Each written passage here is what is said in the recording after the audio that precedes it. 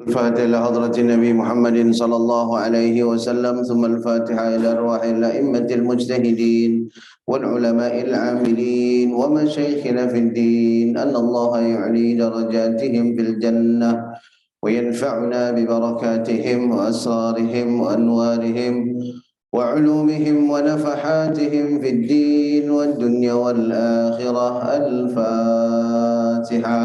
أعوذ بالله من الشيطان الرجيم. بسم الله الرحمن الرحيم. الحمد لله رب العالمين الرحمن الرحيم مالك يوم الدين.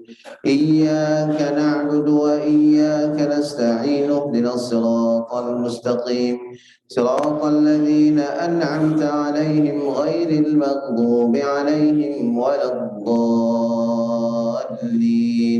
آمين.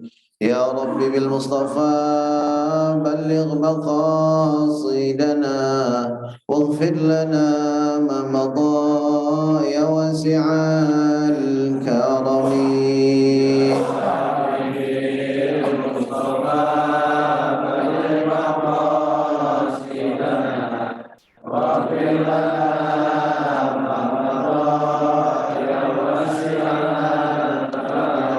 سريت من حرم ليلا إلى حرم كما سرى البدر في داج من الظلم.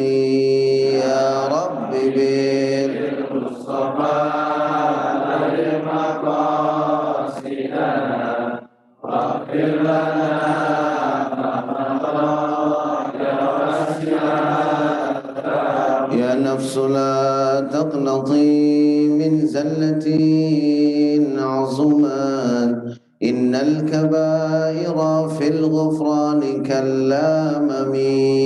يا رب بالمصطفى بلغ مقاصدنا واغفر لنا ما مضى يا واسع الكرم. محمد سيد الكونين والثقلين والفريقين من عرب ومن عجم. يا رب بالمصطفى بلغ مقاصدنا واغفر لنا ما مضى يا واسع الكرم. اللهم صل وسلم وبارك عليه وعلى آله. بسم الله الرحمن الرحيم. السلام عليكم ورحمة الله وبركاته.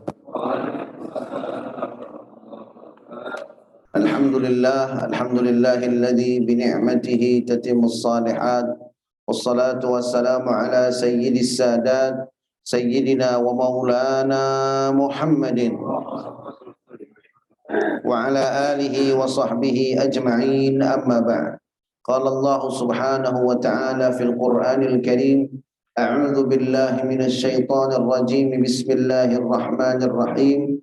قل هل يستوي الذين يعلمون والذين لا يعلمون إنما يتذكر أولو الألباب. صدق الله مولانا العظيم. Hadirin dan hadirat para musyrif dan santri pesantren Tahfiz Madinah Quran yang insya-Allah kita semua selalu dalam rahmat dan maghfirah Allah Subhanahu wa taala. Alhamdulillah, kita bersyukur kepada Allah atas berbagai nikmat yang Allah berikan dan limpah curahkan pada kita. Wabil khusus nikmat iman dan nikmat Islam. Mudah-mudahan dengan iman dan Islam Allah bahagiakan dan selamatkan hidup kita, keluarga kita, anak-anak keturunan kita dunia dan akhirat. Mudah-mudahan dengan iman dan Islam kelak Allah anugerahkan pada kita husnul khatimah, dan mudah-mudahan dengan iman dan Islam kelak Allah pertemukan kita dengan kekasih hati kita Nabi besar Muhammad sallallahu alaihi wasallam, meraih syafaat beliau, berkumpul bersama orang-orang yang saleh di dalam surganya Allah Subhanahu wa taala. Amin. Amin amin ya Allah ya rabbal alamin. Jamaah rahimakumullah, sebelum kita mulai ta'lim pada kesempatan pagi hari ini, Kami mohon berkenan untuk dibacakan suratul Fatihah untuk kesembuhan bibi kami, Ibunda Hajjah Maisarah, yang saat ini sedang dirawat di Rumah Sakit Fatmawati.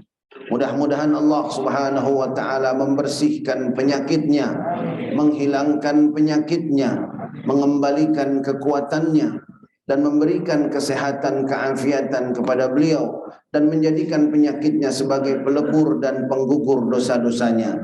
Dan kita mendoakan mudah-mudahan Allah Subhanahu wa taala berkahi kesehatan kita sehingga semakin sehat badan kita, semakin semangat dan istiqamah beribadah kepada Allah Subhanahu wa taala.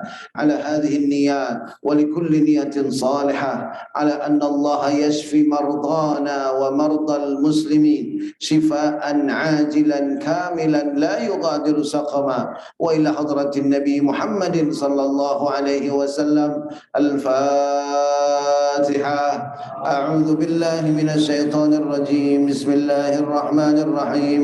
الحمد لله رب العالمين الرحمن الرحيم مالك يوم الدين إياك نعبد وإياك نستعين اهدنا الصراط المستقيم صراط الذين أنعمت عليهم غير المغضوب عليهم ولا الضالين آمين آمين آمين يا الله يا رب العالمين. Jamaah rahimakumullah, kita lanjutkan ta'lim kita yang membahas hadis-hadis Nabi besar Muhammad sallallahu alaihi wasallam. Barang siapa yang ingin berbicara dengan Allah Subhanahu wa taala, faqra'ul Qur'an, maka bacalah Al-Qur'an. Dan barang siapa yang ingin berbicara dengan Nabi besar Muhammad sallallahu alaihi wasallam, maka faqra'ul hadis, maka bacalah hadis-hadis Nabi besar Muhammad sallallahu alaihi wasallam. Mudah-mudahan dengan mempelajari hadis-hadis Nabi, kita semakin cinta kepada Nabi, kita semakin taat dan patuh kepada ajaran Nabi, kita semakin nikmat mengikuti ajaran beliau, dan mudah-mudahan kelak kita dapatkan syafaat dari baginda Nabi besar Muhammad sallallahu alaihi wasallam, kita, anak-anak dan keturunan kita. Amin ya rabbal alamin. Jamaah rahimakumullah, pada pertemuan yang lalu dari beberapa hadis yang kami bacakan, ada beberapa kesimpulan dari pelajaran yang kita dapatkan melalui hadis-hadis dengan sanad yang sahih yang merujuk kepada kitab Fathul Bari Syarah Sahih Al-Bukhari. Di antaranya adalah wudu tidak sekedar kebersihan jasmani, tetapi wudu juga membersihkan rohani. Wudu tidak hanya membersihkan wajah, tetapi wudu membersihkan dosa-dosa di wajah kita.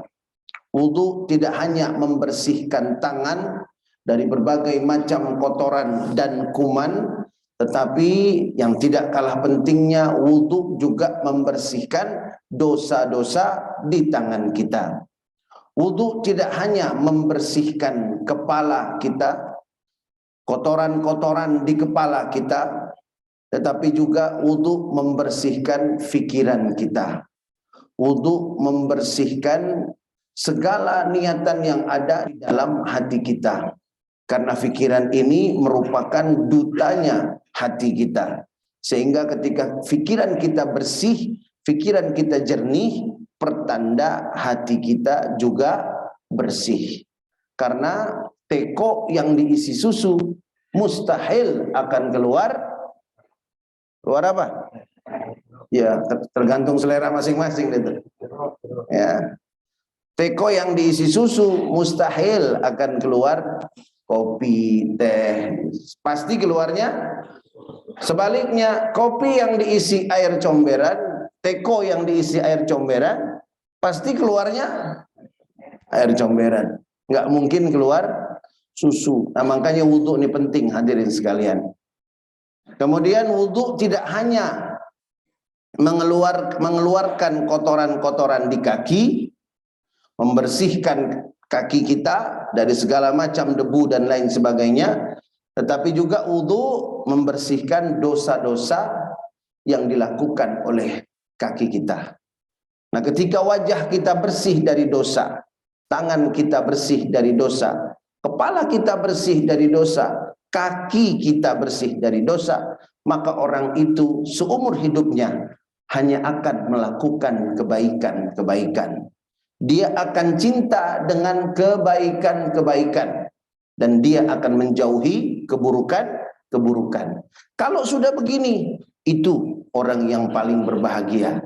Itulah orang yang paling berbahagia ketika dia mencintai kebaikan-kebaikan. Jamaah boleh maju sedikit supaya yang di luar masuk ke dalam. Yang di luar silakan masuk ke dalam. Hadirin rahimakumullah. Kemudian juga kita bahas mengenai bab secara singkat janabah, ya. Janabah itu ada 3 macam mandinya, mandi janabah. Ada yang mandi janabah yang singkat, tapi tiga-tiganya tetap sah. Mandi janabah yang mencukupi 2 rukunnya, yaitu yang pertama an-niyah, yang kedua ta'mimul ma' 'alal badan. Niat mengangkat hadas besar. Kemudian yang kedua meratakan air ke seluruh tubuh. Ya, jadi begitu kita basuh begitu bagian pertama dari tubuh kita langsung niat. Nawaitul ghusla li raf'il hadatsil akbar, kan begitu. Langsung niat. Jangan lupa begitu. Kalau enggak niat berarti muka itu belum dibasuh. Nanti setelah niat basuh lagi begitu. Makanya bagian pertama yang kena air waktu mandi junub itu langsung kita niat hadas besar. Lalu kemudian meratakan ke seluruh badan. Nah, kemudian yang kedua itu adalah mandi janabah dengan mengawalinya dari bagian kanan. Bagian kanan baru kiri. Kemudian yang ketiga yaitu mandi janabah seperti yang digambarkan oleh Al-Imam Abu Hamid Al-Ghazali, diawali dengan wudu, ya, diawali dengan wudu. Diawali dengan wudu, lalu kemudian dilanjutkan dengan membasuh bagian kanan, dilanjutkan dengan bagian kiri. Sudah jelas hadirin sekalian? Kemudian berikutnya kita juga sudah membahas mengenai ta'khiru ghaslil janabati, menunda mandi junub. Ya, menunda mandi junub. Nah, jadi yang pertama dalam kondisi kita mandi junub tidak bisa atau ada alasan lain karena sudah malam dan lain sebagainya, sehingga pada waktu mau tidur kita tidak mandi junub. Apa yang dilakukan? Yang dilakukan adalah tawaddu, berwudu, lalu kemudian tidur, ya. Jadi jangan langsung tidur, minimal berwudu gitu. Kalau mandi umpamanya lagi ke Pengalengan, tahu Pengalengan Pak ya? Kalau subuh gimana Pak? Dinginnya kayak apa dinginnya? Luar biasa, kayak kulkas. Kita orang Jakarta mau mandi junubnya jam 11 malam. Ini kalau mandi junub sehat kagak? Meriang iya kan begitu. Akhirnya tunda aja di subuh. Nah, caranya gimana sebelum tidur? Tapi jangan lupa sebelum sholat subuh mandi junub, ntar main ke masjid aja lagi. Begitu kunut ingat, saya junub nih. Wah, gimana Pak? Terusin aja, malu, yang lain nggak tahu ini. Wah, begitu. Boleh nggak begitu? Nggak boleh, ya. Batalin sholatnya gitu. Sholat lagi. Kemudian kalau mau makan dan minum dalam keadaan junub, ya, seperti yang diriwayatkan dari hadis Aisyah radhiyallahu taala anha, ya. Kalau mau makan minum dalam keadaan junub, ghasala yadaihi, Nabi mencuci kedua tangannya. Jangan main nyomot aja nasinya, begitu. Apalagi udah ada ikan asin, ya, anget-anget, sambal terasi. Ya, Masya Allah ya, sayur asemnya pakai iga lagi. Wah, luar biasa gitu. Siang-siang langsung main comot aja jangan, tapi cuci kedua tangan, begitu. Jelas hadirin sekalian? Nah, di sini juga dijelaskan dari hadis riwayat Aisyah radhiyallahu taala anha wa ardhaha, bahwa kana idza arada an yanama wa huwa junubun ghasala farjahu wa tawadda'a. Nabi kalau beliau ingin tidur dalam keadaan junub, ghasala farjahu, beliau membersihkan kemaluannya dan kemudian beliau berwudu. Di sini ditambahkan, jadi tidak hanya berwudu tetapi juga membersihkan kemaluannya. Tapi wudunya ini wudu bukan wudu buat salat, karena wudu itu kan hadas kecil ya. Wudu itu hadas kecil. Gerakannya gerakan wudu begitu. Hanya gerakannya saja gerakan wudu. Nah, ini coba kita lihat hadirin sekalian, betapa bersihnya Islam. Islam itu saya tanya, Islam turunnya di Bogor apa di Mekah? Hah? Ada yang bilang Islam turun di Bogor. Kalau di Bogor bagaimana masalah air? Hah? Hujan bagaimana hujan? Nah, itu saya kadang-kadang suka merenung gitu, Masya Allah, ini benar-benar hikmah luar biasa ya. Islam diturunkannya di Mekah yang jarang hujan. Coba kalau Islam turun di Bogor, terus berangkat hajinya kemana? Ke Bogor. Tiap hari hujan. Apakah gak masuk angin itu jamaah haji? Pakai baju ihram. Lagi wukuf, hujan. Di Musdalifah, hujan. Di Mina mau ngelontar, hujan. Lagi tawaf, banjir. Masya Allah. Benar-benar nih cocok ya Mekah, begitu ya. Lagi Arafah, lagi Mina. Karena di Mekah itu sekali hujan jadi banjir, begitu. Ya, ini hikmah aja saya waktu di Mina. Itu kejadiannya waktu saya lagi di Mina, nafar tsani, saya melihat ada hujan deras, ada banjir. Nah, di situ datang pikiran itu. Masya Allah, bener hikmahnya nih. Bagusnya di Mekah ya. Coba kalau di Bogor, di daerah yang sering hujan begitu. Nah, ini mudah-mudahan jelas hadirin sekalian ya. Insya. Nah, kemudian ada juga yang namanya ghaslut taubati. Mandi taubat. Mandi taubat. Mandi taubat itu disebutkan bahwa orang yang baru masuk Islam, kalau kita nyebutnya apa? Mu'allaf. Ghuslul kafir idza aslam, ya. Mandinya orang kafir jika dia masuk Islam. Ini ada dalilnya dalam hadis riwayat Imam An-Nasa'i, annahu aslama Qais bin Asim fa amarahu ar-Rasul sallallahu alaihi wasallam ay yaghtasila bima'in, ya. Jadi hadirin sekalian, masuk Islam Qais bin Asim, Rasulullah memerintahkan kepada dia untuk mandi.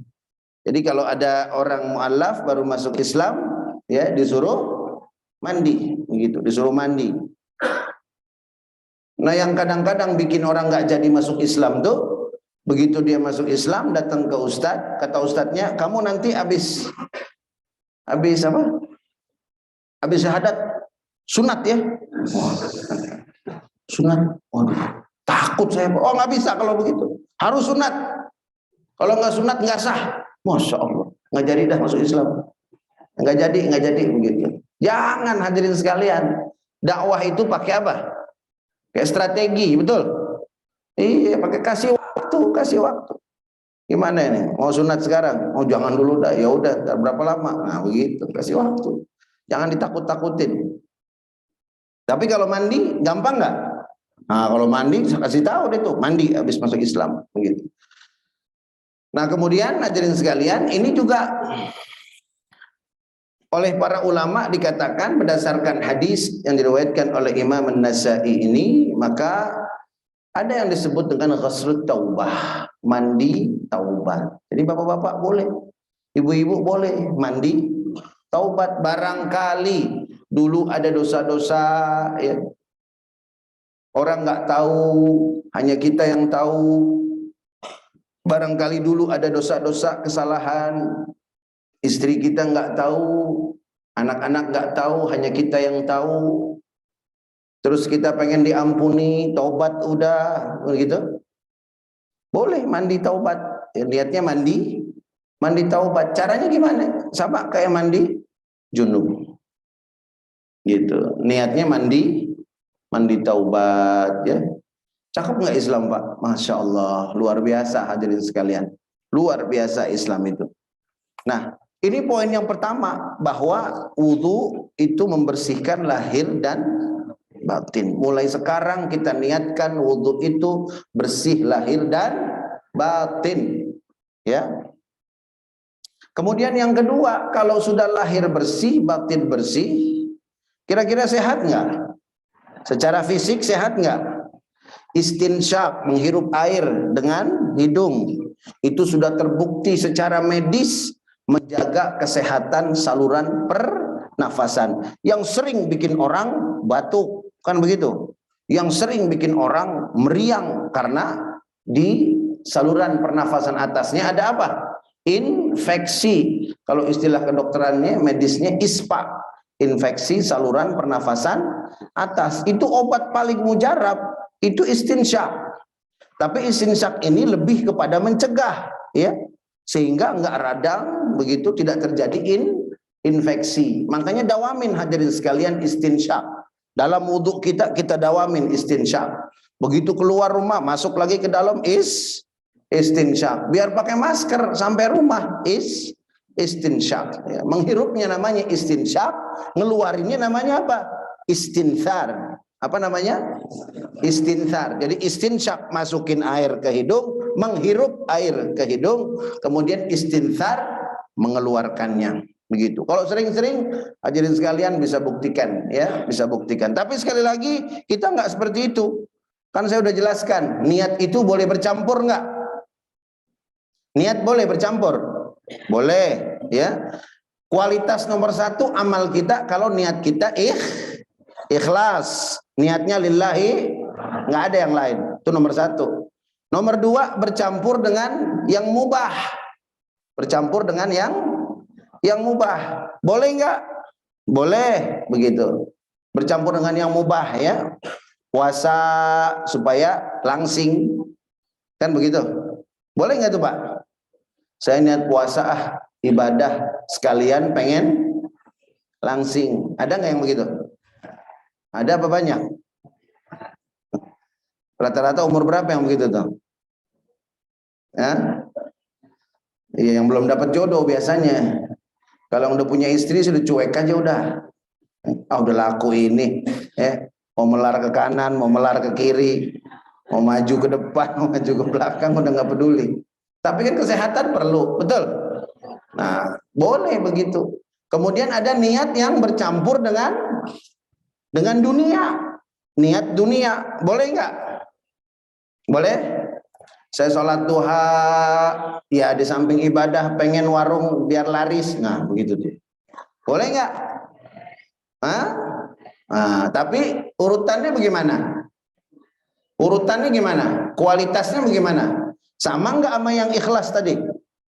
Sama nggak sama yang niatnya lillahi ta'ala tadi? Nggak sama, beda. Kemudian yang kedua, niat yang bercampur dengan amal yang muhbit lil amal, yang merontokkan pahala amal, maksudnya maksiat gitu ya. Niatnya maksiat. Nah, itu nggak ada pahalanya amalnya jadinya. Nggak ada pahalanya. Contohnya gimana? Saya sholat sunat hajat. Kenapa? Biar mobil tetangga nyemplung ke kali. Nah, umpamanya begitu. Ya. Sholat hajat biar mobil tetangga. Emang kenapa? Kesel banget saya. Saya baru punya mobil jelek, dia udah punya mobil bagus. Begitu. Pokoknya saya mau sholat hajat biar mobil bagus itu nyemplung ke kali. Begitu. Boleh nggak hadirin? Nggak boleh. Jadi walaupun dia sholat sunnah nggak dapat pahala. Nah, ini kita sudah bahas pada pertemuan yang lalu dan sengaja saya ulang supaya tidak lupa. Ngaji itu kan yang penting dapat, betul Pak? Bukan tiap hari ganti. Karena ada orang komentar begini, ini kok ngaji itu aja. Kemarin itu, sekarang itu lagi, besok itu lagi. Ini kayaknya ustadznya kehabisan bahan nih. Bukan, bahan mah banyak ya.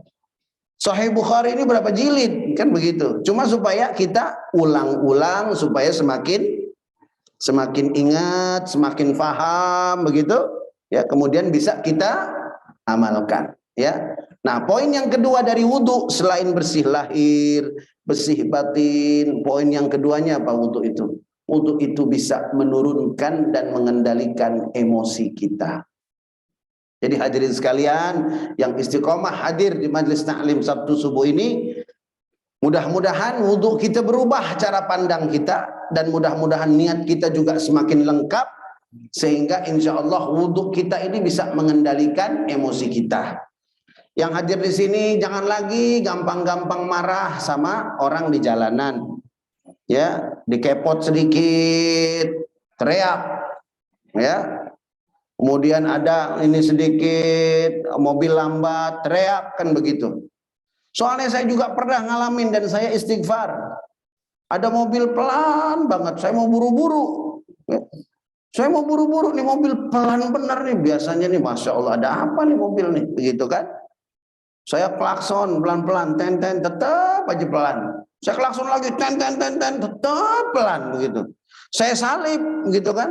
Begitu saya salip, ternyata di depannya ada kakek-kakek lagi naik sepeda.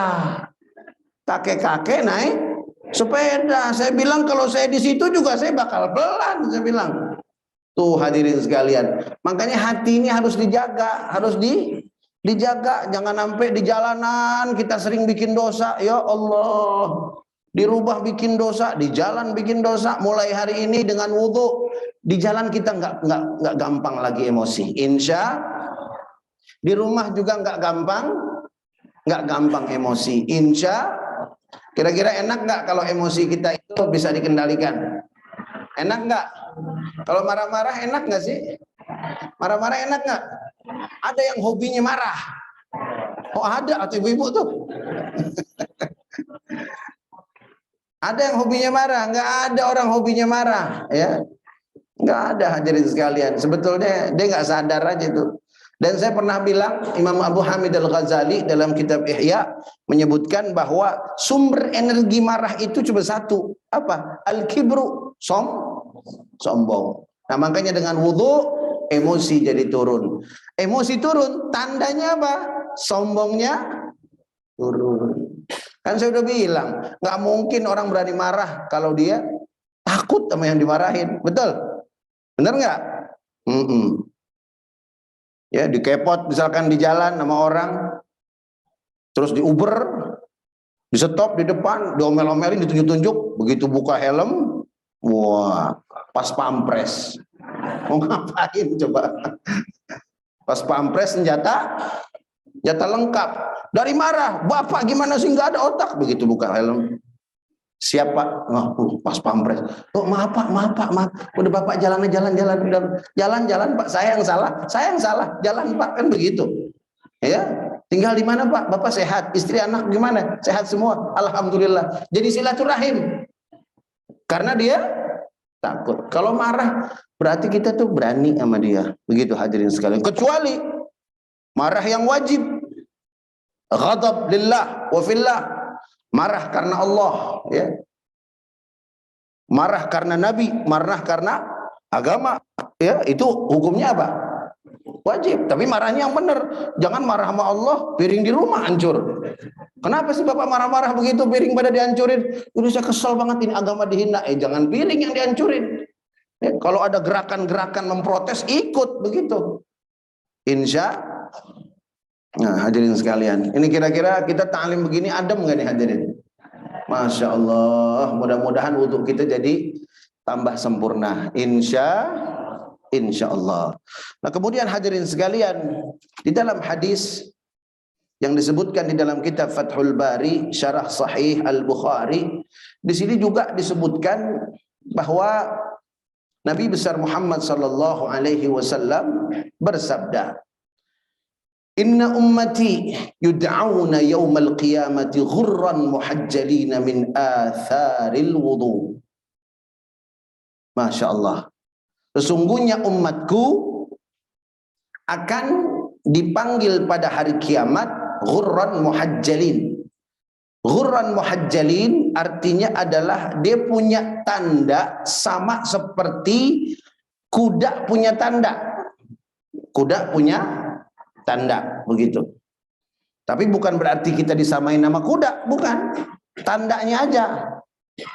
Ya, dan hati-hati hadirin sekalian, dalam hadis disebutkan ada orang nanti dibangkitkan badannya badan orang, palanya pala keledai. Siapa itu? Yang duluan bangun pada saat imam masih sujud. Ya, ngeduluin gerakan imam. Kalau dalam mazhab Imam Syafi'i bagaimana emang? Makmum itu bergerak setelah beres takbir. Umpama imamnya begini, Allah. Kita udah bergerak belum makmum nih? Hah? Allahu Akbar. Baru kita Allahu Akbar. Begitu benar? Nah, kalau dalam mazhab Imam Abu Hanifah boleh bareng. Boleh bareng, barengnya sesaat beda aja gitu. Ya.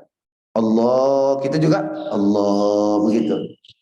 Tapi kalau dalam mazhab Imamuna Imam Syafi'i, beres takbir dulu, baru kita takbir. Nah, itu tandanya Imam Syafi'i betul-betul hati-hati, jangan sampai bacaan kita, takbir kita, bahkan gerakan-gerakan kita mendahului imam. Karena nanti ada orang yang dibangkitkan badannya badan manusia, kepalanya kepala keledai. Na'udzubillahi min dzalik. Itu orang-orang yang mendahului gerakan imam. Makanya hadirin sekalian, kita ibadah nih pakai ilmu, ya, pakai ilmu. Sesungguhnya umatku akan dipanggil pada hari kiamat hurran muhajjalina min atharil wudu. Min atharil wudu itu artinya adalah dari bekas-bekas wudu, begitu. Jadi wudu itu kalau dalam bahasa Arab boleh disebut wudu, boleh juga disebut wadu. Ya. Jadi kalau ada orang yang ngomong wadu, udah wadu belum? Oh udah. Nah, kamu salah bilangnya. Harusnya bilangnya wudu, bukan wadu. Padahal wadu juga benar, begitu. Wadu juga benar. Wadu dalam bahasa Arab itu artinya apa? Artinya air. Ya, artinya apa? Air. Dari bekas wudhu nanti ada tanda di pala kita di sini, di kening, seperti kuda. Ada tanda begitu, putih, jadi dari jauh kelihatan. Itu yang kita harapin dari wudhu. Berarti poin yang ketiga dari wudhu tuh. Ya, kita dapat tanda nanti di yaumil qiyamah, sehingga nanti dipanggil umat Nabi Muhammad, kita ada tandanya. Ayo maju, begitu hadirin sekalian. Ya. Faman istata'a minkum an yutila ghurratahu falyaf'al. Barang siapa yang mampu atau sanggup di antara kalian memanjangkan bekas daripada ghurrah, tanda yang ada di keningnya nanti kelak di hari kiamat, kalau mau lebih hebat lagi, lebih terang lagi, lebih luas lagi, maka boleh dipanjangin di dunia, falyaf'al, boleh kerjain. Nah, hanya para ulama berbeda pendapat. Wakhtalafal ulama'u fil qadaril mustahabbi min at-tatwil fi at-tahjil. Para ulama berbeda pendapat dalam ukuran kita boleh melebihkan wudhu kita, ya. Nah, ini insyaallah kita akan bahas secara khusus karena memerlukan pembahasan yang detail. Nah, yang ingin saya sampaikan hadirin sekalian, jadi wudhu itu masalahnya bukan di dunia saja. Masalahnya nanti di manfaatnya, bukan manfaat dunia saja. Manfaatnya makanya hadirin sekalian, saya mengajak kepada seluruh jamaah, baik yang hadir di Masjid Jami' At-Taqwa maupun yang bergabung di dalam Majelis Ta'lim Madinah Quran dari seluruh Indonesia. Saya mengajak, mari sama-sama kita ini kalau beramal, manfaat atau tidaknya ukurnya dunia dan akhirat. Kalau manfaatnya dunia saja, tidak ada manfaat akhirat, maka itu masuk kategori amal yang nggak berguna. Kira-kira setuju nggak nih? Hah? Di dunia ada manfaatnya, di akhirat nggak ada. Contoh, dagang-dagang tapi nggak sholat, ada nggak manfaatnya? Hah? Manfaatnya ada nggak?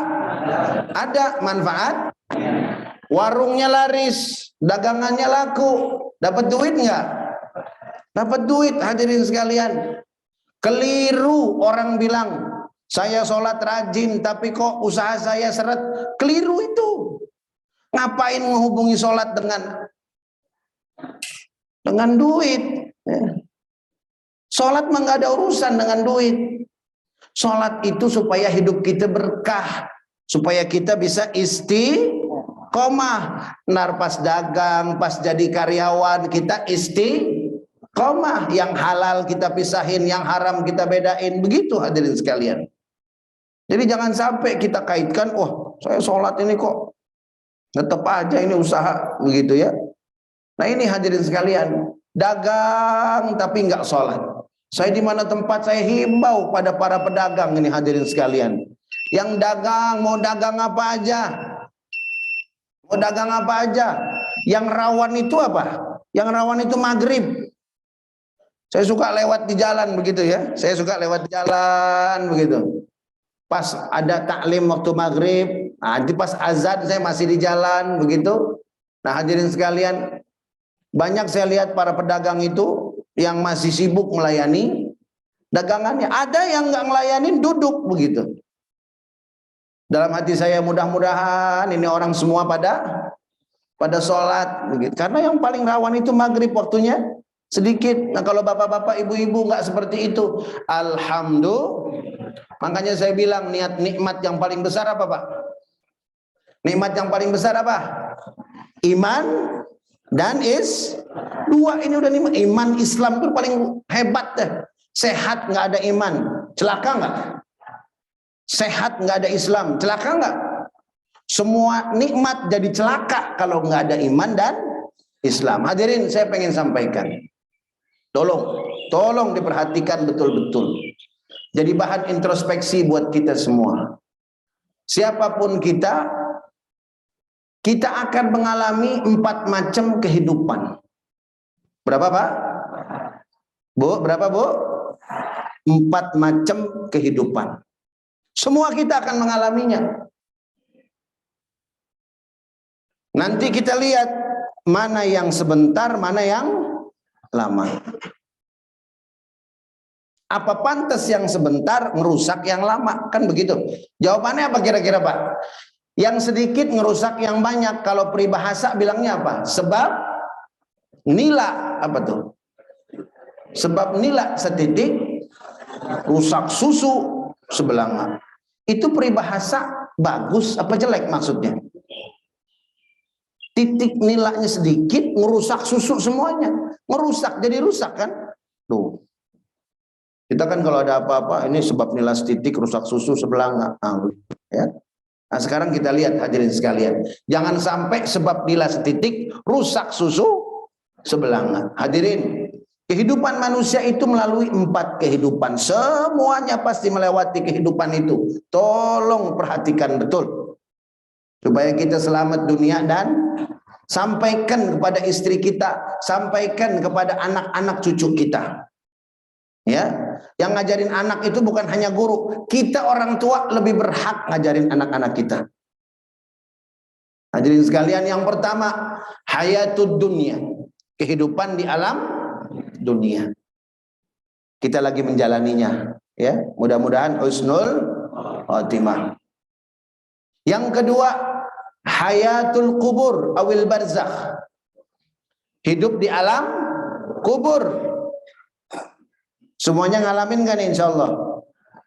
Semua ngalamin? Tahu bakal ngalamin? Yakin bakal ngalamin? Nah. Hayatul kubur. Yang ketiga, hayatun nusur. Hidup waktu dibangkitkan oleh Allah dan dikumpulkan di padang mahsyar. Kita sebut kehidupan di alam mahsyar.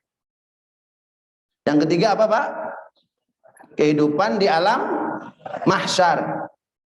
Yang keempat, al-hayatul khalidatu imma fil jannati wa imma fis sa'in. Kehidupan yang kekal bisa di sorga, bisa di neraka. Sudah jelas belum kira-kira? Ada berapa macam kehidupan hadirin? 1 alam, 2 alam, 3 alam, 4 alam surga atau neraka.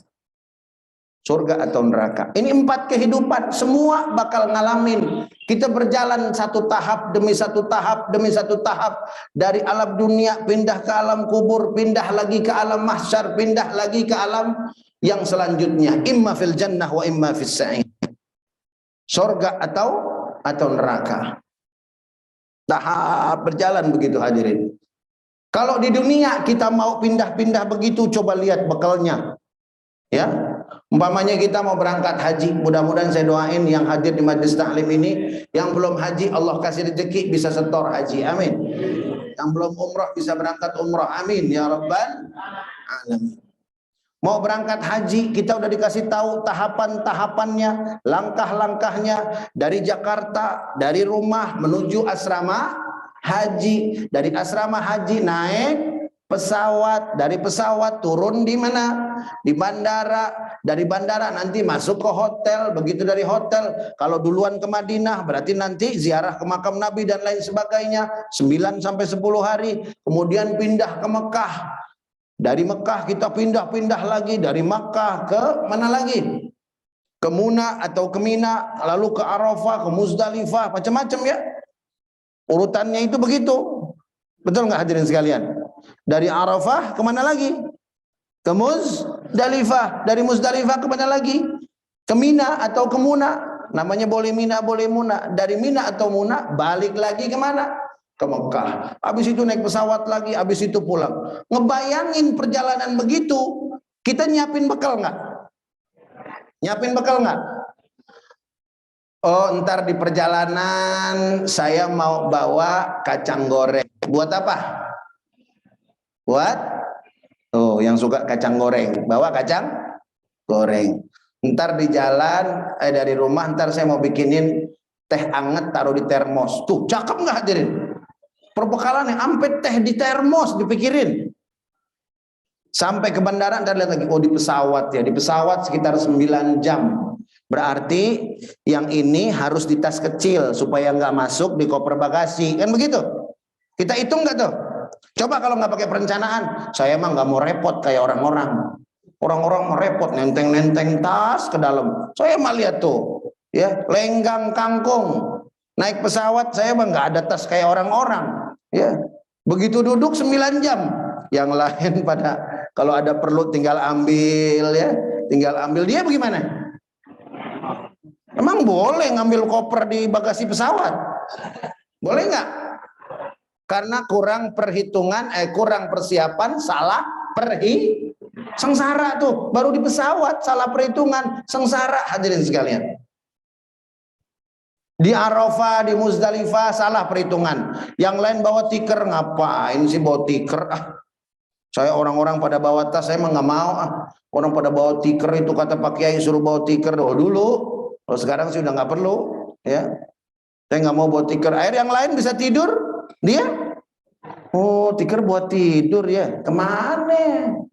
Dibilangin sama Kiainya nggak mau tuh hadirin tuh. Di dunia aja persiapan kita begitu, kita bisa susah, bisa repot urusannya. Kalau di dunia nggak ada tikar, bisa minjem, betul nggak?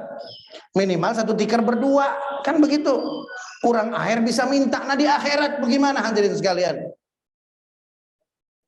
Sekarang kita hitung, ya, kehidupan di dunia. Kehidupan di mana? Di dunia. Kita ambil contoh umpamanya Sayyidina Utsman bin Affan. Sayyidina Utsman bin Affan, karena beliau salah satu sahabat dari khalifah Khulafaur Rasyidin yang 4 yang umurnya waktu meninggal paling sepuh. Beliau wafat pada umur 82 tahun kurang lebihnya. Sayyidina Utsman bin Affan. Beliau hidup pada abad keberapa? Pada abad ke-7 Masehi. Abad ke-7 Masehi, ya. Ke-7 Masehi. Sekarang udah tahun berapa? 2022, abad keberapa? 21, kan begitu. Kalau abad kan ditambahin 1. Betul nggak? Jadi 7 sampai 21 berapa? 14. Sayyidina Utsman hidup di dunia berapa lama? 82 tahun. Berarti beliau hidup di alam dunia 82 tahun. 82 tahun beliau hidup di alam dunia. Masuk surga enggak? Sayyidina Utsman? Kalau Sayyidina Utsman sudah dijamin oleh Nabi besar Muhammad sallallahu alaihi wasallam, bahkan dijuluki dengan Dzunnurain, yang punya dua cahaya. Sayyidina Utsman pasti masuk surga, dijamin sama Nabi. Sekarang Sayyidina Utsman di mana? Di alam yang mana? Alam kubur. Saya tanya, udah berapa lama Sayyidina Utsman radhiyallahu taala anhu ardah di alam kubur? Udah berapa lama? 14. Bandingkan dengan kehidupan beliau di dunia, di alam dunia, berapa tahun? Seabad nggak nyampe. Kehidupan beliau di dunia seabad nggak nyampe. Cuma 82 tahun. Itu juga jarang orang sampai umur segitu, betul? 82 tahun hadirin sekalian di dunia, di alam dunia. 82 tahun, seabad kurang. Di alam kubur 14 abad. 14 abad hadirin sekalian di alam kubur. Nah, nanti hari kiamat datang. Begitu hari kiamat datang, semua alam semesta hancur, rata. Lalu kemudian ba'da al-arba'in, dalam hadis disebutkan arba'in. La na'rif, kita nggak tahu nih, apa itu arba'ina yauman atau arba'ina syahran atau arba'ina sana. Ya, hadisnya nggak menjelaskan apa 40 hari, apa 40 bulan, apa 40 tahun. Pokoknya ba'da arba'in, setelah 40, begitu kata Nabi. Setelah 40 alam semesta ini hancur karena kiamat, Allah turunkan hujan dari langit. Ada orang nggak? Nggak ada. Nggak ada apa-apa, hancur semua. Allah turunkan hujan dari langit. Begitu turun hujan, numbuh nih. Badan kita yang udah hancur, numbuh lagi hadirin sekalian. Numbuh lagi, badan kita numbuh. Tetapi jutsasun hamidah. Tetapi kita ini mayat-mayat yang beku begitu. Maksudnya beku itu diam. Ya kayak mayat aja bergelimpangan begitu. Mayat bergelimpangan karena nggak ada ruhnya. Nah, lalu setelah semuanya tumbuh, baru ruh kita itu balik kemana? Ke badan kita masing-masing. Nggak bakal salah tubuh. Setiap ruh akan kembali ke tubuhnya masing-masing. Setelah itu apa? Malaikat Israfil niup sangkakala yang kedua, bangkitlah kita dari kematian kita. Bangkit semuanya. Ada yang yub'atsu sa'idan, ada yang begitu bangun girangnya luar biasa. Alhamdulillah, ini yang saya tunggu-tunggu begitu. Kenapa? Karena di dalam kuburnya udah dikasih lihat pemandangan di dalam surga. Hadirin, 82 tahun Sayyidina Utsman berdarah-darah berjuang bersama Rasulullah. 82 tahun Sayyidina Utsman ngorbanin hartanya, dia capek, keringatnya luar biasa, ya lelah, letih, dapat duit banyak, dikorbanin, diinfakkan, disumbangkan untuk perjuangan Islam. Kira-kira enak nggak begitu? Hah? Kan begitu, dia capek nyari duit disumbangin buat Islam, capek nyari duit disumbangin buat mendukung dakwah Nabi. Ya, beliau punya kafe di Mekah waktu itu. Turunlah innamal khamru wal maisir dan seterusnya. Rijsun min amalis syaitan fajtanibu. Rijsun min amalis syaitan fajtanibu. Tinggalkan, ditutup kafenya, dihancurin semua aset-asetnya. Dihancurin hadirin sekalian. Enggak ada pertimbangan rugi apa enggak ada. Rasulullah bilang khamar itu udah haram. Allah bilang khamar itu udah buruk. Fajtanibu, tinggalkan langsung semua peti-peti tempat minuman keras yang dia jual di kafenya, disuruh keluarin, dipecahin di jalan-jalan, ditutup kafenya. Tuh Sayyidina Utsman. Enak apa enggak? Enggak enak. Banyak suka dukanya. Dukanya juga enggak kehitung. Tapi duka itu 82 tahun. Sekarang 14 abad dikubur. Kira-kira bahagia enggak Sayyidina Utsman?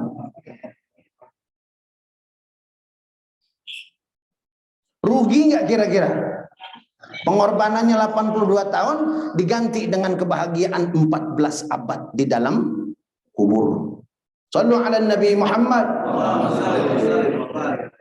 Tuh hadirin, dibangkitkan. Ada yang gembira, ada yang juga yang teriak-teriak.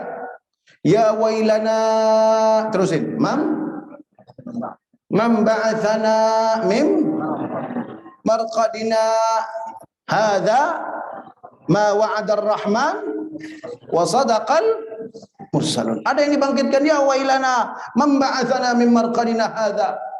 Celaka tuh, ada yang dibangkitkan ngomongnya celaka. Aduh, kenapa dibangkitkan begitu? Kenapa? Karena di dalam hadis yang sahih dari Al-Barra ibn Azib radhiyallahu taala anhu wardah, ya, digambarkan memang nanti di dalam kubur itu dikasih lihat tuh surga buat kamu nanti, nih neraka buat kamu nanti. Yang dikasih lihat surga, ya Rab, aqimis sa'ah, ya Rab, aqimis sa'ah. Ya Allah, cepetan hari kiamat, cepetan. Yang diperlihatkan neraka, ya Rab, la tuqimis sa'ah. Ya Allah, jangan sampai jadi hari kiamat, jangan takut. Karena dia sudah diperlihatkan masuk neraka. Ya wailana man ba'athana min marqadina. Celaka siapa yang bangkitin kami dari tidur kami ini. Begitu hadirin sekalian. Tuh. Nah, setelah itu masuk kehidupan berikutnya. Kehidupan yang ketiga. Tadi alam dunia, setelah itu alam kubur. Berikutnya alam mahsyar. Dibangkitkan semuanya, dikumpulkan. Berapa lama di situ hadirin sekalian di alam mahsyar? Kita bakal hidup berapa lama di sana? Khamsuna alfasana, 50.000 tahun hadirin sekalian. Lama apa sebentar? Ada enggak orang di dunia umurnya sampai 50.000 tahun? Enggak ada. Di alam mahsyar orang akan tinggal 50.000 tahun. Makanya ada syafaatul uzma. Nah, kita jangan salah nih. Semoga kita berharap mudah-mudahan kita mendapatkan syafaatul uzma dari Nabi besar Muhammad sallallahu alaihi wasallam. Itu kayaknya keliru tuh omongan begitu. Karena kalau syafaatul uzma semua orang pasti dapat gitu. Kenapa? Syafaatul uzma itu adalah syafaat Nabi untuk semua umat manusia, mulai dari manusia dari zaman Nabi Adam sampai manusia terakhir yang hidup sebelum hari kiamat dari umatnya Nabi Muhammad sallallahu alaihi wasallam. Syafaatnya dalam bentuk apa? Dalam bentuk Allah Subhanahu wa taala izinkan untuk mulai dihisab. Jadi 50.000 tahun itu enggak dihisab, diri aja begitu. Tapi dirinya itu macam-macam keadaannya. Ada yang keadaannya itu terendam dengan air keringatnya sendiri, ada yang sepinggang, ada yang sedengkul, ada yang selutut, ada yang bersih, begitu hadirin sekalian. Jadi kehidupan itu juga ada dinamikanya, ada perbedaannya. Bisa senang, bisa nggak senang, bisa tenang, bisa menyiksa. Itu alam mahsyar. Berapa tahun hadirin sekalian? 50.000 tahun. Tapi Nabi kasih kabar gembira buat kita. Bagi orang-orang beriman, 50.000 tahun itu kasalatil asri aw zuhur. Seperti kita sholat asar atau sholat zuhur. Lama apa sebentar? Tuh, kalau buat orang beriman hadirin sekalian, yang 50.000 tahun itu seperti sholat asar, beres begitu. Nggak terasa lama, sebentar. Terakhir, hidup di sorga atau di neraka. Hidup di sorga atau di neraka, berapa lama? Nggak ada hitungannya. Nah, sekarang kita udah tahu alam dunia, alam kubur, apalagi alam mahsyar, kemudian surga, ya. Atau pertanyaan saya, mana yang paling sebentar?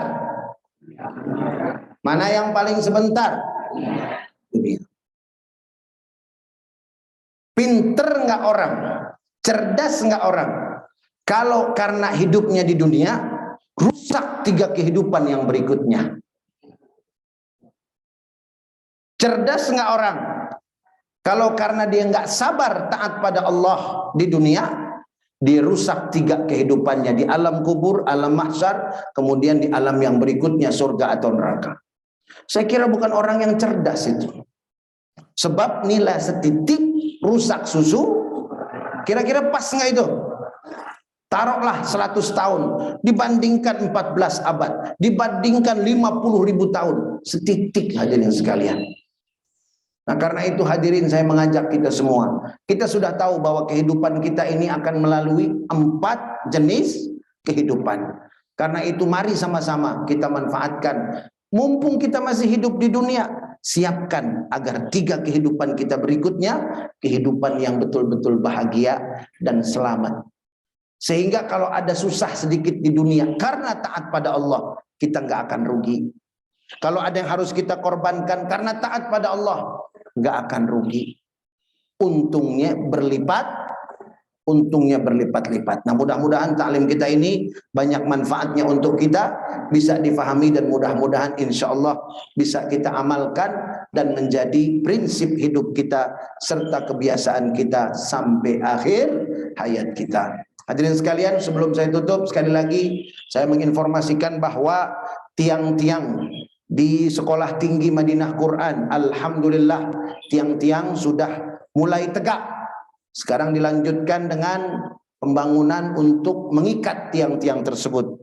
Masih konstruksi dasar, karena itu masih sangat butuh banyak sekali material. Dan insya Allah dengan kebersamaan kita, dengan niat ikhlas kita lillahi ta'ala, insya Allah ini akan diwujudkan oleh Allah subhanahu wa ta'ala. Karena itu saya mengajak kepada kita semua yang ingin menyalurkan infaknya, yang ingin menyalurkan wakafnya, jangan ditunda-tunda, segera, supaya kita bisa menjadi bagian dari pembangunan sekolah tinggi para penghafal Al-Quran. Mudah-mudahan setiap huruf yang mereka baca dapat kita aliran pahala. Setiap huruf yang mereka baca, mudah-mudahan banyak dosa Allah ampuni.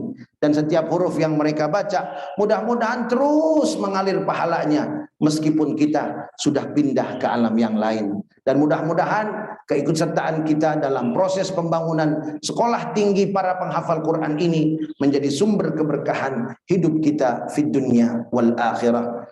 Bismillahirrahmanirrahim. Alhamdulillahirabbil alamin. Hamdan yuwafi ni'amah wa yukafi'u mazidah. Ya Rabbana lakal hamdu wa lakas syukru kama yanbaghi li jalali wajhikal karim wa li 'azimi sultanik. Allahumma salli wa sallim ala sayyidina Muhammad wa ala ali sayyidina Muhammad. Allahumma la tad'a lana fi majlisina hadha dhanban illa ghafarta. Ya Allah, ya Rabbana, ampuni dosa-dosa kami ya Allah yang hadir di majlis ini ya Allah. Wala aiban illa satartah ya Allah, aib kami masa lalu ya Allah tutup dunia dan akhirat. Wala maridan illa syafaitah, yang sakit ya Allah berikan kesembuhan. Wala dainan illa qadaitah, ya Allah yang masih berhutang mampukan untuk melunasi hutang-hutangnya. Wala hajatan min hawaijid dunya wal akhirah illa qadaitaha wa yassartaha ya Allah ya rabbal alamin. Yang memiliki rencana ya Allah mudahkan urusannya untuk kemaslahatannya dunia dan akhirat. Rabbana hab lana min azwajina wa dhurriyyatina qurrata a'yun waj'alna lil muttaqina imama. Ya Allah ya Rabbana, anugerahkan pada kami pasangan hidup kami, anak-anak keturunan kami, jadikan ya Allah mereka semua penyejuk mata kami, dan jadikan kami pemimpin orang-orang yang bertakwa. Rabbana ighfir lana wa liwalidayna warhamhuma kama rabbayana shighara. Rabbana atina fid dunya hasanah wa fil akhirati hasanah wa qina adzaban nar. Wa sallallahu ala sayyidina wa maulana Muhammadin wa ala alihi wa sahbihi wa sallam. Walhamdulillahi rabbil alamin. Subhanakallah wa bihamdika asyhadu an la ilaha illa anta astaghfiruka wa atubu ilaik. Billahi taufiq wal hidayah. Assalamualaikum warahmatullahi wabarakatuh. Sallu ala Nabi Muhammad. Isyraq.